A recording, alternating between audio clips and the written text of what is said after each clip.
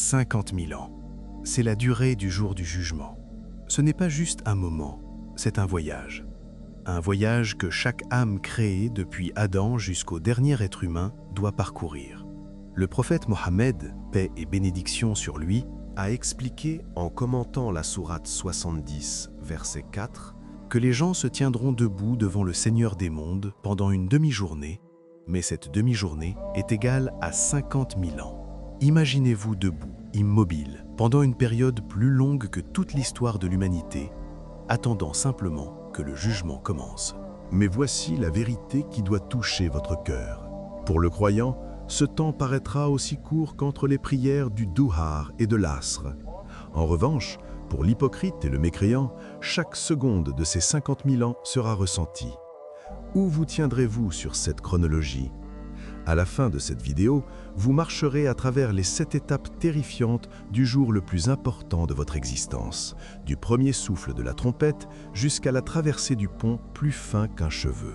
Ceci n'est pas de la spéculation, ceci est une chronologie visuelle de l'invisible. Commençons la chronologie. Étape 1. La trompette. Le prophète, paix soit sur lui, a décrit la trompette comme une corne de lumière. En ce moment même, l'ange Israfil la tient contre ses lèvres, le regard fixé vers le trône, attendant l'ordre divin. Quand le premier souffle retentira, le souffle de la foudroiement, le Coran nous dit dans la sourate Az-Zumar que tout ce qui se trouve dans les cieux et sur la terre tombera foudroyé, à l'exception de ceux qu'Allah voudra épargner. Puis, le silence. Un silence absolu. Pendant 40, les récits ne précisent pas s'il s'agit de jours, de mois ou d'années, l'univers sera vide. Vient ensuite le second souffle, la résurrection. Les âmes rejoindront leur corps, vous sortirez de votre tombe en secouant la poussière de votre visage. Mais la terre sous vos pieds ne sera plus la même.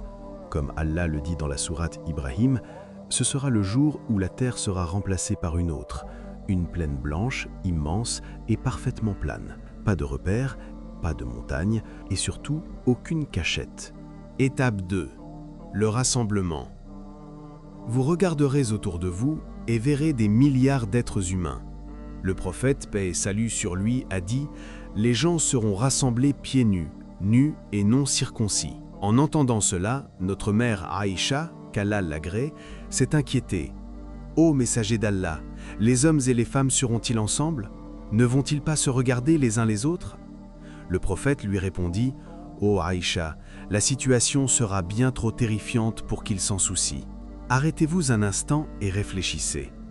Imaginez une peur si intense, un choc si profond que vous ne réalisez même pas votre propre nudité. Ce jour-là, vous n'aurez pas de bagages, pas de téléphone, pas de compte bancaire. Vous vous tiendrez là, dépouillé de tout, avec pour seule richesse vos actions. Étape 3. Le soleil et la sueur. C'est peut-être l'étape la plus éprouvante physiquement, avant même que le jugement ne commence. Le prophète, paix et salut sur lui, a dit « Le soleil sera rapproché de l'humanité le jour de la résurrection, jusqu'à ce qu'il ne soit plus qu'à la distance d'1 000. » Aujourd'hui, le soleil se trouve à environ 150 millions de kilomètres, 93 millions de miles, et nous nous plaignons déjà de la chaleur. Imaginez-le à seulement 1 000 au-dessus de vos têtes. Un hadith dans Sahih Muslim nous apprend que les gens seront submergés par leur propre sueur, selon la gravité de leurs actes. Pour certains, elle montera jusqu'aux chevilles. Pour d'autres, aux genoux. Pour d'autres encore, à la taille. Et pour certains, le prophète sallallahu alayhi wa sallam a précisé, en pointant sa propre bouche, que la sueur les bridera. Ils se noieront littéralement dans le fruit de leur péché. Mais regardez le contraste. Au milieu de cette fournaise, un groupe de privilégiés se tient dans une ombre fraîche, l'ombre du trône d'Allah. 7 catégories de personnes y auront accès, dont le dirigeant juste et le jeune homme qui a grandi dans l'adoration d'Allah. Posez-vous la question avec une honnêteté totale. Si le soleil descendait aujourd'hui, seriez-vous en train de vous noyer ou seriez-vous à l'ombre? Avant de passer à l'étape 4, si ce rappel a touché votre cœur, ne l'ignorez pas. Partagez-le tant que vous le pouvez encore. Étape 4. La présentation des actions. L'attente est terminée. Le ciel s'anime. Les livres s'envolent. Chaque parchemin est le registre exact de votre vie. Chaque mot, Chaque regard, chaque murmure y est consigné. Le Coran nous interpelle. Lis ton livre. Aujourd'hui, tu suffis à toi-même pour te demander des comptes. Sourate Al-Isra.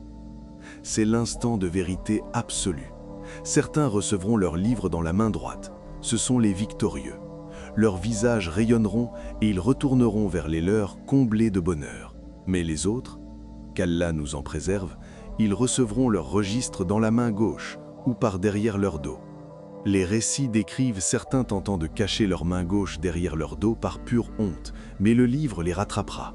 Ils s'écrieront alors « Hélas pour moi, j'aurais aimé que mon livre ne me soit jamais remis ». Étape 5, la balance, al-mizan.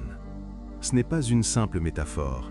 Les savants d'Ahl as-Sunnah s'accordent sur le fait qu'il s'agit d'une balance réelle et physique, d'une précision absolue, capable de peser jusqu'au poids d'un grain de moutarde. D'un côté, vos prières, vos jeûnes, vos aumônes. De l'autre, vos péchés, la médisance, les prières négligées. Tout est pesé. Mais voici un récit qui donne un espoir immense, le célèbre hadith de la Bitaka, la carte. Le prophète sallallahu alayhi wa sallam nous a parlé d'un homme dont les registres de mauvaises actions s'étendent à perte de vue.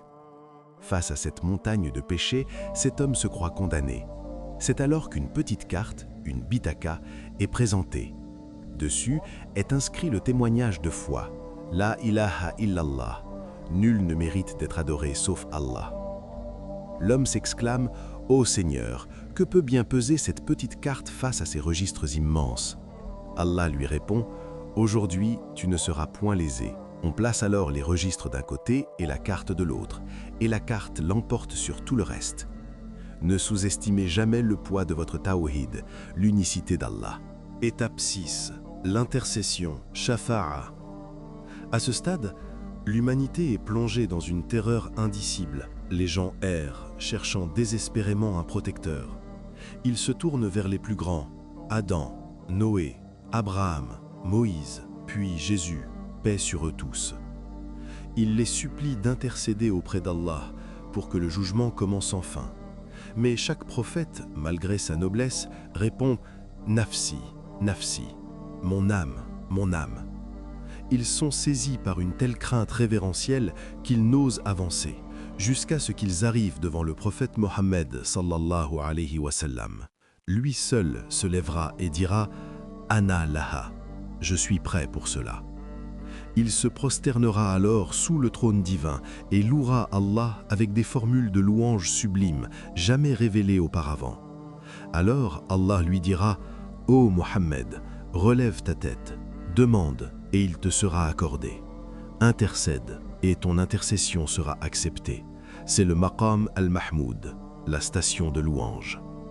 Il obtiendra que le jugement débute pour tous et il intercédera spécifiquement pour les membres de sa umma qui, malgré leurs péchés majeurs, sont morts avec la foi. Étape 7. Le pont, as-sirat. C'est l'ultime épreuve avant le paradis, un pont jeté au-dessus des abîmes de l'enfer. Le prophète sallallahu alayhi wa sallam l'a décrit comme étant plus fin qu'un cheveu et plus tranchant qu'une épée. Le terrain y est glissant, parsemé de crochets semblables aux épines du sa'dan qui agrippent les gens selon la nature de leurs actes. Personne n'y échappera. Allah dit dans la sourate Maryam, « Il n'en est pas un seul d'entre vous qui ne passera pas par là. » Mais à quelle vitesse? Tout dépendra de votre lumière. Certains traverseront en un clin d'œil, d'autres comme l'éclair, comme le vent, ou comme des coursiers rapides. Certains courront, d'autres marcheront. Certains ramperont, griffés par les crochets et brûlés par les flammes, luttant pour chaque centimètre. Certains, hélas, tomberont. La lumière qui vous guidera sur ce pont est celle de votre prière et de votre lecture du Coran dans ce bas monde. Sans lumière ici-bas, il n'y aura que ténèbres là-bas. Mais pour ceux qui parviennent de l'autre côté, les attend la source, Al-Kawthar, une eau plus blanche que le lait, plus douce que le miel. Le prophète sallallahu alayhi wa sallam vous y attendra pour vous offrir à boire. Et si vous buvez de sa main, vous ne connaîtrez plus jamais la soif. C'est la porte d'entrée vers l'éternité, vers le paradis. Arrêtez-vous un instant et interrogez-vous. Ce voyage est inévitable. Vous ne pouvez ni l'annuler, ni le retarder. En revanche, vous pouvez encore choisir vos bagages. Voyagez léger en délaissant les péchés, mais chargez vos valises de bonnes actions. Voici mon défi pour vous. Revenez sur cette vidéo dans exactement 3 mois. Laissez un commentaire pour me dire, avez-vous ajouté du poids à votre balance de biens? Avez-vous mémorisé une nouvelle sourate? Avez-vous rectifié votre prière? Ne laissez pas ce récit être une simple vidéo de plus qui vous a effrayé un instant. Faites en sorte qu'elle soit le point de départ de votre changement. Dites-moi en commentaire, quelle étape vous effraie le plus? Je lis chacun de vos messages. Votre âme avait besoin de ces rappels aujourd'hui. Si cette vidéo vous a fait réfléchir sur votre manière de vivre, partagez-la avec ceux que vous aimez. Ce sera peut-être le rappel dont ils avaient désespérément besoin. Je vous retrouve dans la prochaine vidéo. D'ici là, portez-vous bien. Assalamu alaikum.